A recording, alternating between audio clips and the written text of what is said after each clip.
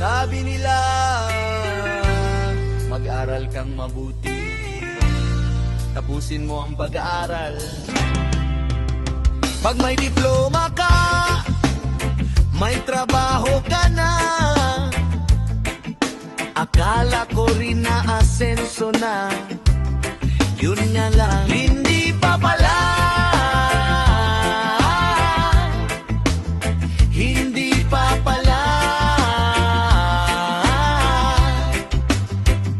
Bit-bit ang diploma, puno ng pangarap. Akala ko bukas siguradong sisikat, ngunit bawat opisina ng aking nilapitan, pare-pareho lang ang unang katanungan. May experience ka ba? May training ka na? Sandali lang, bagong graduate ako. Saan ako kukuha ng experience kung walang unang magbibigay ng trabaho? Sa dami ng resume na aking pinasa, email inbox ko'y tahimik, cellphone tawag ay wala. Puso'y napapagod, bulsa'y nauubos, pero habang may pangarap, hindi ako susuko, may diploma na ako. Diploma sa pulsa, pangarap sa mata. Bakit ang trabaho parang napakalayo pa?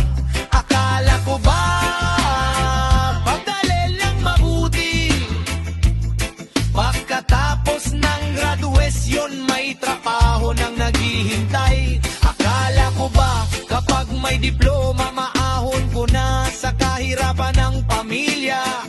Hindi pala, hindi ganon kadali. Diploma'y nasa bulsa pero trabaho, nasaan ka na? Nasaan ka na?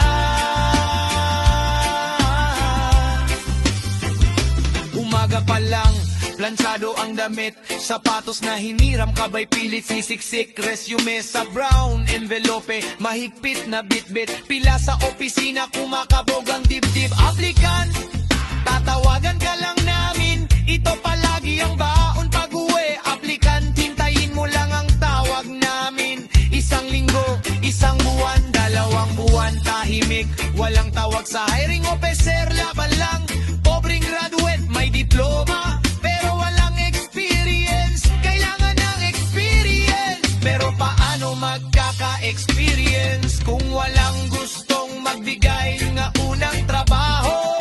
At mas masakit, may pagkakataong hindi sapat ang galing, hindi sapat ang diploma, hindi sapat ang sipag. Kapag ang tanong sa likod ng mesa, may kakilala ka ba? Ayun na naman, diploma sa bulsa, resume sa brown and